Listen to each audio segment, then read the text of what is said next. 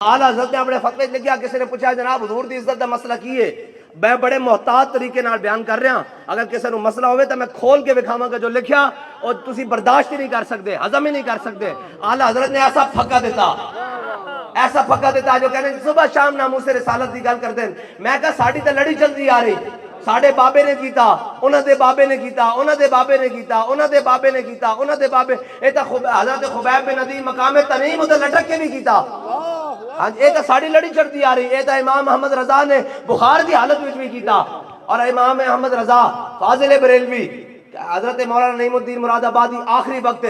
नज़ाद आलम हज़रत इमाम मोहम्मद रजा फाजिल बरेलवी की ज़ियारत करन गए, अंदरों आवाज़ दी, बहुत सारे लोग आए, मिलन नहीं दिता गया। हज़रत इमाम मोहम्मद रजा फाजिल बरेलवी दे आप दे खलीफा मौलाना नईमुद्दीन मुरादाबादी आप गए,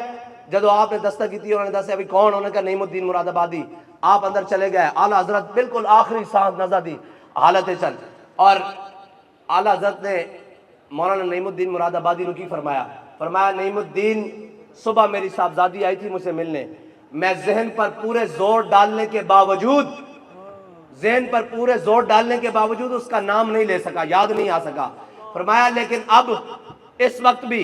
मुझे हुजूर की इज्जत और शान के जितने दलाइल हैं, जितनी अहादीस हैं, जितने फिकी मसाइल हैं, जितने कुरान की आयतें हैं, सारी मुझे अज़बर है। हालांकि आला हज़रत की कहते हैं पाँव की तरफ से जान निकल चुकी थी। मौलाना नईमुद्दीन मुरादाबादी कहते हैं कि जब मैं दरवाजे से बाहर निकला तो पीछे से रोने की आवाज़ आई कि आला हज़रत दुनिया से चले गए। ये है हमारे इमाम की शान कि दुनिया से जा रहे हैं, भूले न मरते मरते आदाब कुए जाना, भूले न मरते, शाह साहब लुत्फ लेंगे, और शाह साहब भूले न मरते मरते, इस बात से आला हज़रत की, भूले न मरते मरते आदाब कुए जाना, जो सर ने साथ छोड़ा तो सजदे किए नजर ने,